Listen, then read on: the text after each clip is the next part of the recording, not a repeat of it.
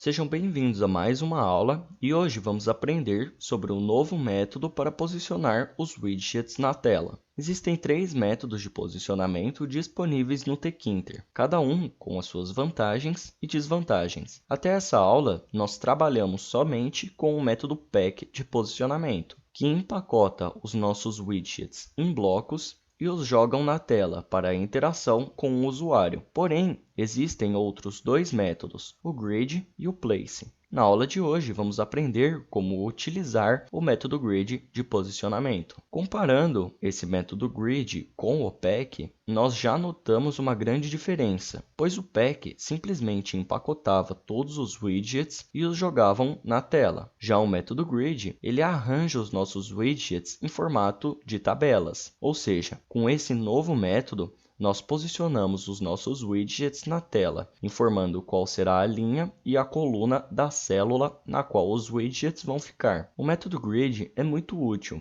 Ele possibilita a criação de interfaces complexas que antes, com o método pack, não seríamos capazes de criar, ou criaríamos, porém com muitas linhas de código. Para ficar mais claro o funcionamento desse método, vamos a um exemplo. Suponha que temos uma aplicação, que por enquanto está vazia, e eu vou criar um widget qualquer e posicioná-lo com o método grid. E quando utilizamos esse método, entre os parênteses, nós informamos qual será a célula na qual o widget irá ficar. Para isso, vamos dizer qual será a linha e a coluna.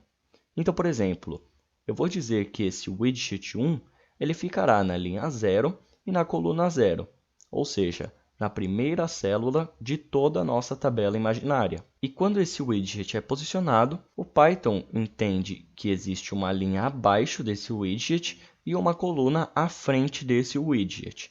Logo, a tabela imaginária fica dessa forma, com uma coluna possível à direita e uma linha possível abaixo. Se eu criar um segundo widget ao lado do primeiro, isso é, na linha 0 e na coluna 1, o layout fica dessa forma. E foi gerado uma terceira coluna possível para uso. E se por acaso eu quiser posicionar um widget na linha 2, ou seja, eu estou pulando a linha possível, que está nesse bloco vermelho, e indo para uma terceira. Bom, o seu código ele vai funcionar, porém, esse widget 3 ele será deslocado para a linha 1. Isso acontece pois a linha 2 não era uma linha possível naquele momento.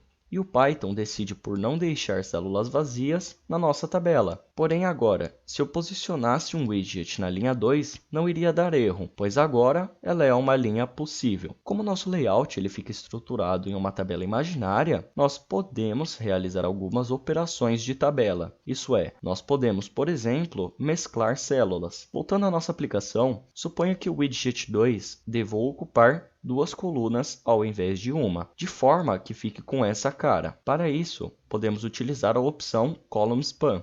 Essa opção define quantas colunas o nosso widget vai ocupar. Como queremos 2, igualamos este argumento a 2. E existe o argumento semelhante que podemos aplicar para linhas, que tem como nome RowSpan, que tem a mesma função, porém, definimos qual será o número de linhas que queremos que o nosso widget ocupe. E atenção, você não pode misturar os métodos pack e grid em widgets que possuem o mesmo widgetPy. Por exemplo, em uma aplicação, eu vou criar um widget e empacotá-lo utilizando o pack na janela raiz. Se eu criar um segundo widget na janela raiz e tentar posicioná-lo com o método grid, e executar o código, esse erro vai aparecer e a sua aplicação não vai funcionar. E o que esse erro ele quer dizer? É exatamente a ideia de widgetPy.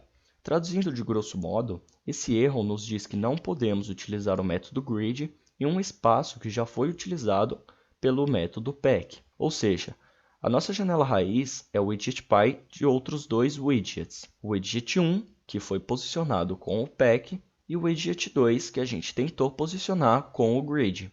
E como eu disse agora há pouco, a gente não pode misturar o método grid e o método pack em widgets que possuem o mesmo widgetPy. Essa foi a aula de hoje, com essa análise sobre o método grid de posicionamento e as suas características. Obrigado pela atenção e até a próxima aula.